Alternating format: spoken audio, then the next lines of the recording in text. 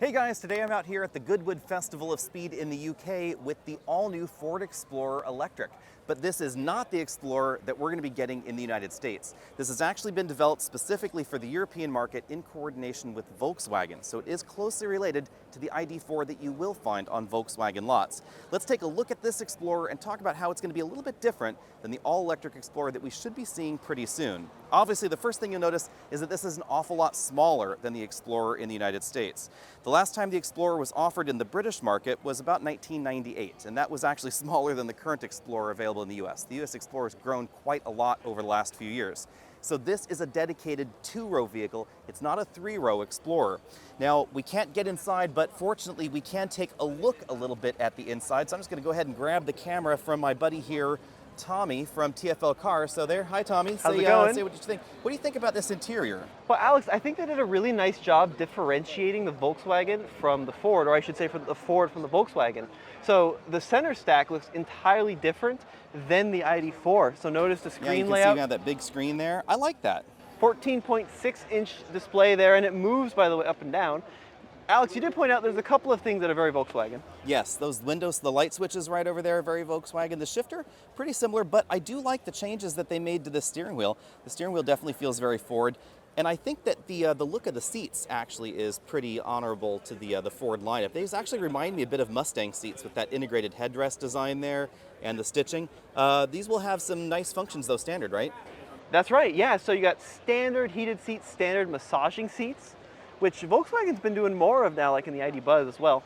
But you mentioned that's the Volkswagen massage, of course, not the Ford massage. Yeah, so I'm going to be intrigued to see how that really feels. Now, we can't show you, unfortunately, the back seats too well here, but we can stick the...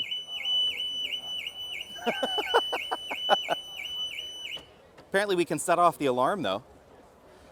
Apparently we can set off the alarm. Now we can't get in, of course, but we can show you the back seats back there. This is going to be, I think it seems like a little bit tighter than the Mustang Mach E, right, Tommy? Yeah, right. It's really interesting, Alex, that they're offering two different small crossovers here in Europe that are largely in the same class. So the Mach E and the Explorer Electric seem to be sort of competing against the same UK dollars or pounds. Yeah.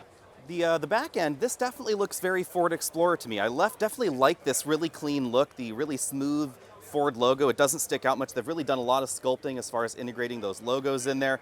I really think this would work in the United States somehow. This would be size-wise a little bit like the Bronco Sport in the US.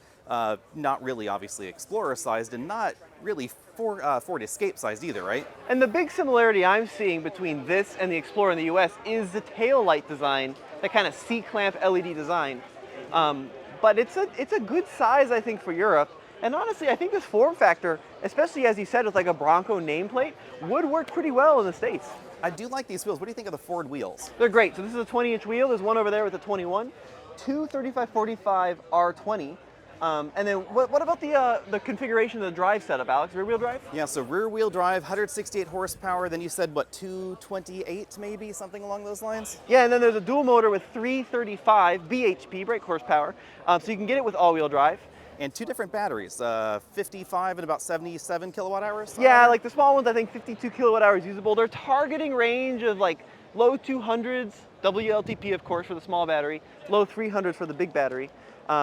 I really like this headlight design though. I really like this too, and you can tell it's a European vehicle because we of course have the LED cornering light in there, which is a really nice touch.